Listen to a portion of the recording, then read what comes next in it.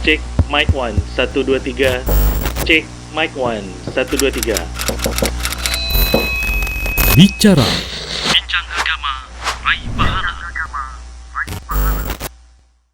Ya, bismillah, assalamualaikum warahmatullahi wabarakatuh. Alhamdulillah, wassalatu wassalamu ala rasulillah mabad.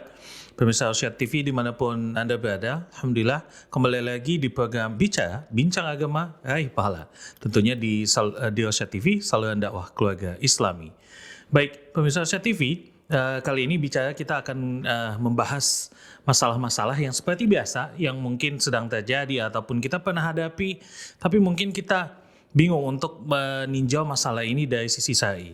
Dan seperti biasa kita akan selalu mengundang guru-guru kita, ustadz-ustadz kita untuk membahas ini dan meninjau permasalahan ini.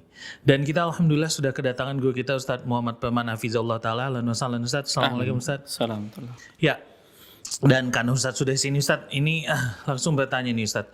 Ini kan saat ini lagi tahun ajaran baru nih Ustadz. Iya. Banyak sekali penerimaan baik itu mahasiswa baru atau siswa-siswi baru. Dan ada budaya yang mungkin sudah turun-temurun nih Ustadz. Setiap ada penerimaan ini ada yang namanya ospek.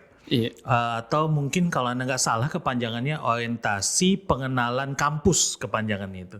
Nah dalam kegiatan ospek ini biasanya terjadi ada yang namanya bisa dibilang bullying lah maksudnya, atau bukan penyiksaan, pokoknya ada bullying lah gitu Ustaz ya, di mana si anak baru ini harus menggunakan bentuk topi yang seperti apa, pokoknya sepertinya dia dibuat seperti lucu lah ataupun merendahkan harga dirinya.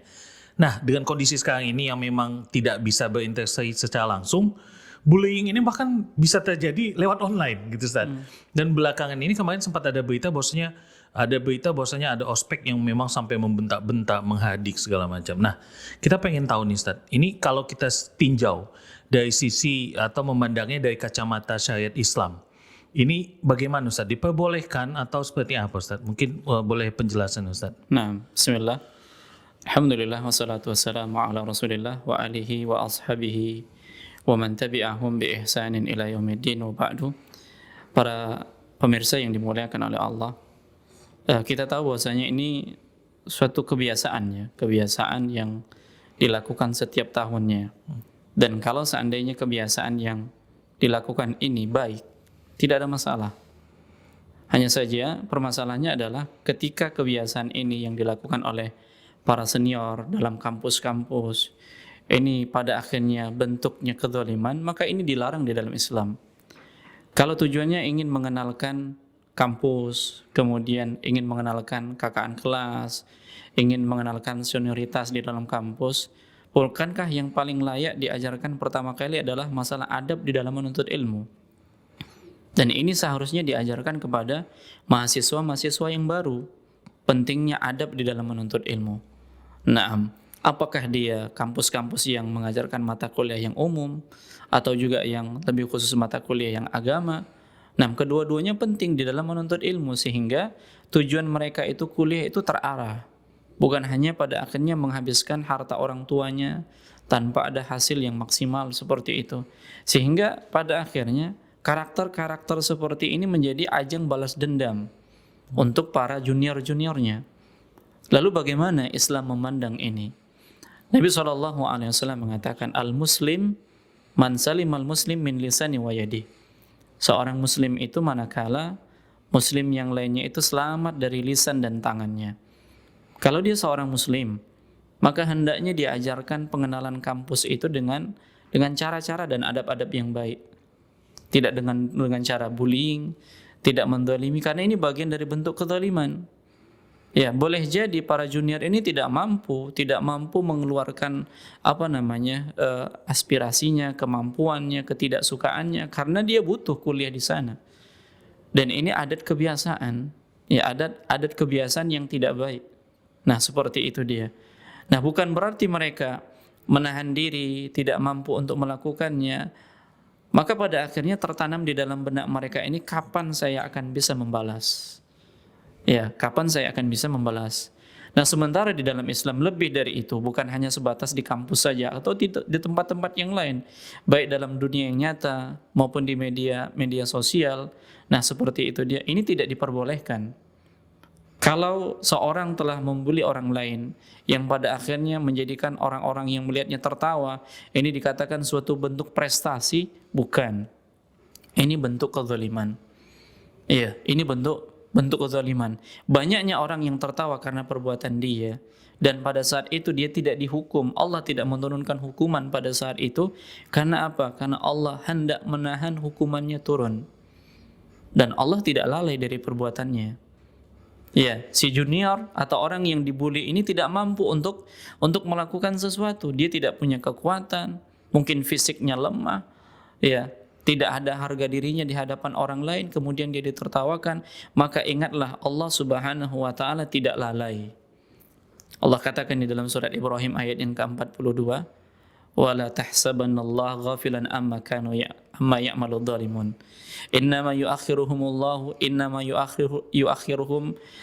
liyaumin taskhasu fihi al-absar. Ya, jangan mengira bahwasanya Allah Subhanahu wa ta'ala lalai dari apa yang dilakukan oleh orang-orang yang zalim. Sesungguhnya Allah Subhanahu wa ta'ala mengakhirkan sampai hari di mana pada saat itu mata terbelalak melihat penyiksaan. Jadi pada hari kiamat semuanya akan dibalas oleh Allah Subhanahu wa ta'ala. Ketika orang yang dibuli ini tidak mampu membalasnya, Allah yang balas nanti pada hari kiamat.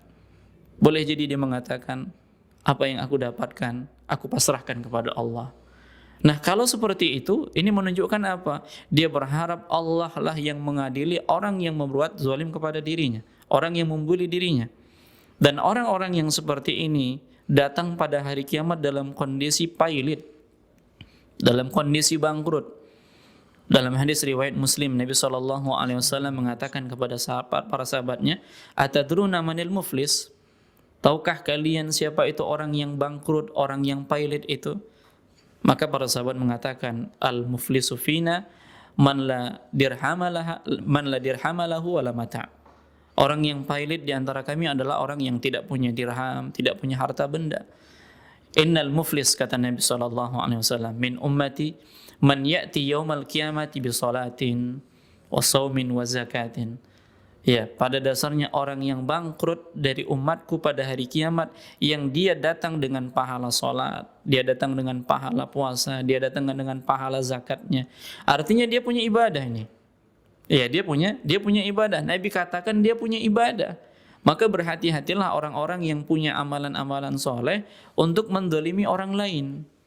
Ya, kenapa demikian? Karena Nabi SAW mengingatkan ini, ada orang yang sholat, ada orang yang puasa, ada orang yang mengeluarkan zakat, datang nanti pada hari kiamat. Ya, apa yang dilakukan? Qad syatama hadza wa qadhafa hadza wa akhadha mala hadza wa safaka dama hadza wa daraba hadza. Ya, ternyata orang yang banyak sholat tadi, banyak puasa tadi, banyak zakat tadi, ternyata dia telah mencaci maki si fulan, telah menghina si fulan, telah mengambil hartanya dengan cara yang zalim, telah memukul punggungnya, telah menumpahkan darahnya. Pada akhirnya apa? Ya, pada akhirnya ya diambillah dari kebaikan-kebaikannya tadi. Pahala sholatnya diambil, diberikan kepada si fulan. Pahala puasanya diambil, diberikan kepada si fulan. Nah, ketika kezalimannya ini tidak selesai, apa yang dilakukan oleh Allah Subhanahu wa ta'ala? Maka diambillah keburukan-keburukan orang yang dia pernah bully tadi, orang yang pernah dia zalimi tadi, lalu diberikan kepadanya, dan pada akhirnya dia menjadi orang yang bangkrut dan dilemparkan ke dalam neraka.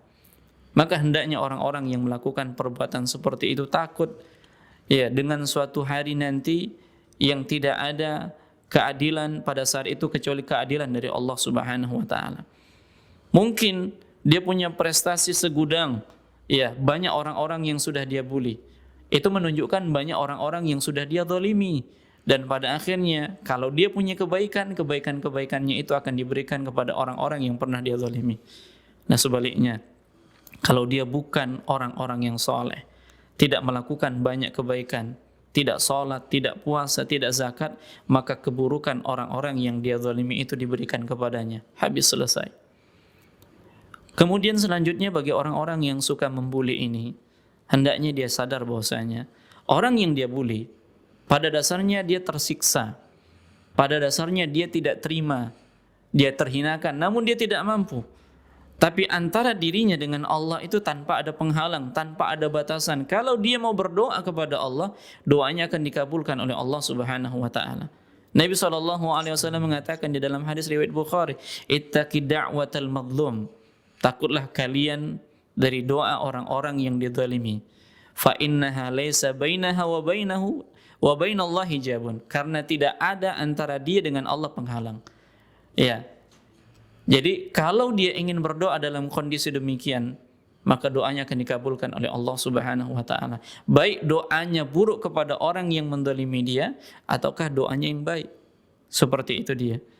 Maka ketika kita punya amalan soleh, hendaknya kita jaga amalan soleh kita untuk tidak diberikan nanti pada hari kiamat kepada orang-orang yang kita zalimi.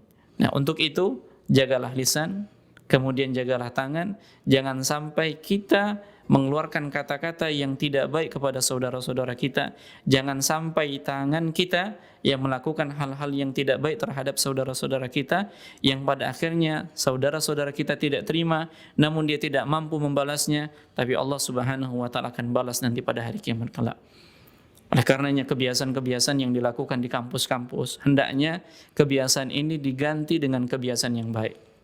Bagaimana caranya? Bisa mengumpulkan mahasiswa-mahasiswa yang baru, kemudian didatangkan pemateri yang mengajarkan bagaimana adab, penghormatan orang yang lebih tua, bagaimana adab berkasih sayang sesama mereka, menghargai, adab di dalam menuntut ilmu. Ini lebih baik daripada harus dengan cara apa? Penyiksaan, yang pada akhirnya ya budaya balas dendam itu tidak akan hilang, karena dia akan terus mengakar, karena memang ya yang dilakukan di kampus-kampus demikian. Mudah-mudahan Allah Subhanahu wa taala memberikan taufiknya kepada ya mahasiswa-mahasiswa yang lama, mahasiswa yang baru, agar mereka benar-benar mengisi waktu mereka untuk belajar ya dengan belajar yang baik, dengan menuntut ilmu yang bersungguh-sungguh mereka menuntut ilmunya, sehingga mereka benar-benar menjadi harapan bagi bangsa dan negaranya. Demikian, Allah Ta'ala alam. Masya Allah, sangat berbahaya sekali Ustaz ya, bisa membuat kita bangkrut bahkan di hari kiamat nanti.